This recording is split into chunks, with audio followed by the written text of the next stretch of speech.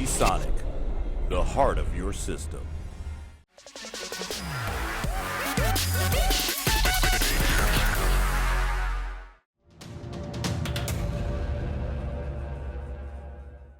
Hello, Briony here from Kit Guru, and in this video I'm taking a look at the Aerocool AC220 Air RGB gaming chair.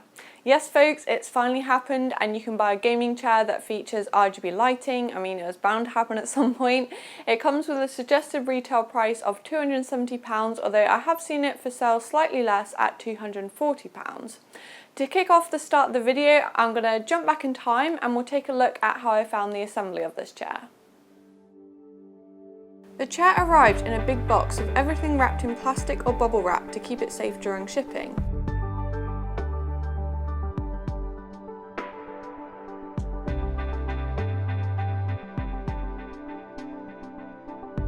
The instruction booklet was easy to understand with plenty of steps, but I do wish that the images were slightly bigger. I had a good read before getting to work on the first step.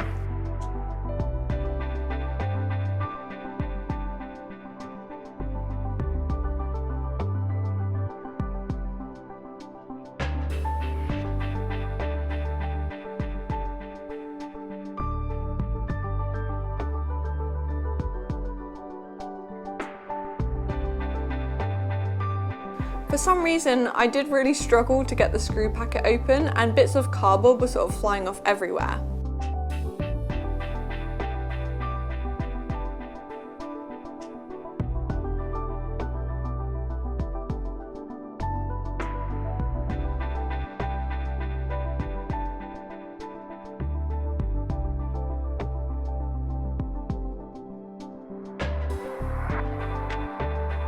I do find lining up the chair back with the base is always a little bit awkward, but once I got it into position, it was simple to screw it into place using 2 screws and the washers for each side.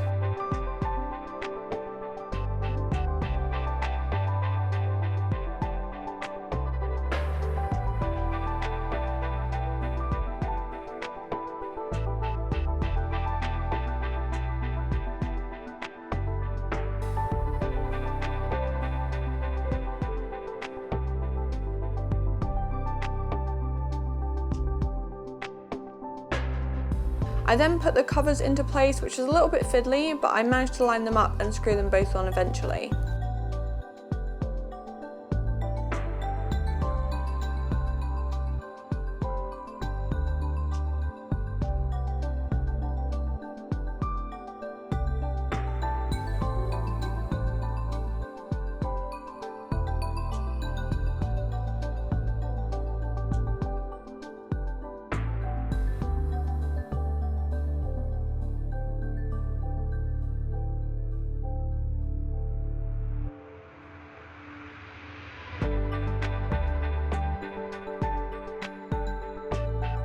Using 4 screws, I then attached the tilt mechanism onto the chair base.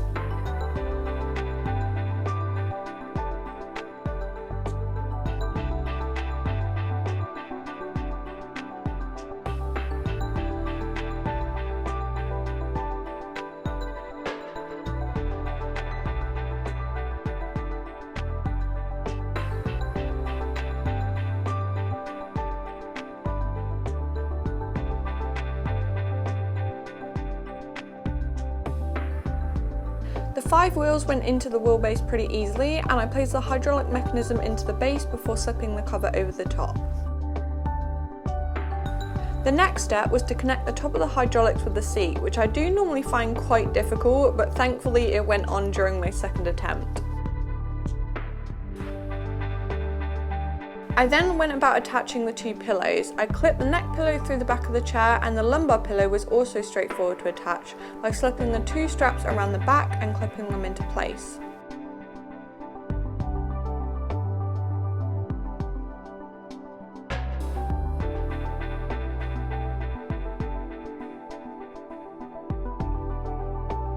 The final step was to get the RGB lighting working on this chair.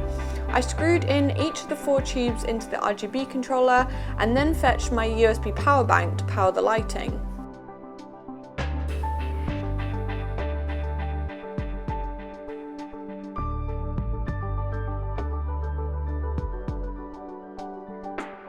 It sprang into life, so I started sorting out the cables by following the diagram in the instruction booklet. Cable management on a chair is certainly a first for me.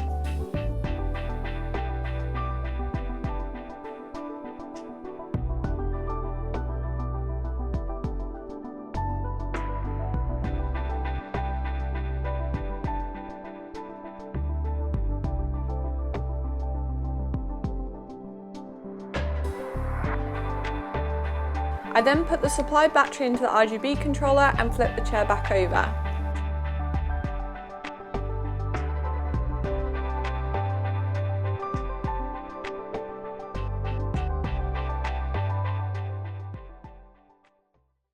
So all in all, this chair took me about 40 minutes to build, which isn't too bad at all. It's slightly more than average.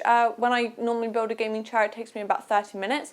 But I think the extra 10 minutes is obviously because I had to get the RGB lighting set up and sort of cable manage it neatly into place.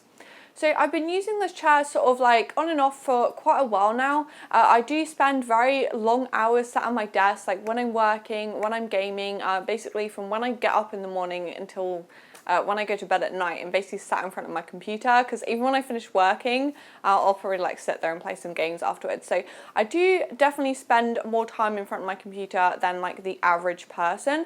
And it does mean that I really put in work with a gaming chair. I can definitely tell whether it's going to be comfortable or not for most people. With this particular one, immediately I did find it very comfortable. It has some really squishy padding. The back is also quite squishy, and the first sort of like 4 or 5 hours I was really quite comfortable because it is like really soft so that's obviously quite nice to sit in, but past that point I did start to notice that I was like shuffling around a little bit, and I did start to find that I felt a little bit uncomfortable, sort of like my lower back was starting to hurt and things, and I think that is because the squishing, the padding is so squishy on this chair that it doesn't provide enough support as what I'm used to from like a more expensive chair. So I do wish the padding was a little bit firmer so it could provide more support. The chair is coated in sort of like a faux leather material, and it does have plenty of air holes to sort of keep things cool, because I know that some people can find the sort of like leather quite sort of like hot and sticky, but with this chair I didn't notice myself having any problems. I think it probably does have better airflow than like just a chair without the air holes, I guess. They're all sort of across the back and across the seat, basically anywhere where you come into contact with the chair. The overall shape is obviously like your typical bucket seat racing sporty style design. I don't mind it too much. I think it looks good, and also I do find it quite comfortable as well. I think if you are like quite a bigger build than me, you might possibly find it slightly annoying, like the edges here, they do sort of like stick up quite a bit, and if you want to sit with your legs apart, they might sort of like dig in. But for me, I didn't really have any problems. I did find it nice and comfortable. It's a decent width. The back height is a really good height for me, and also the seat depth is very good as well. I do like to like sit with my legs sort of like up on the chair, sometimes with them crossed or sort of like with my knees up, and if the seat wasn't deep enough I wouldn't be able to do that. So I think it is definitely a good size. This chair does come with 2 pillows as well. I've just gone and fetched the travel pillow from across the room because, to be honest, I don't really get on with these 2 pillows at all. I'm not really a huge fan of them. There's nothing wrong with the pillows themselves. They're both really well made. They're both coated in like the same faux leather material as the rest of the chair. The neck pillow even has like the same sort of air holes in them.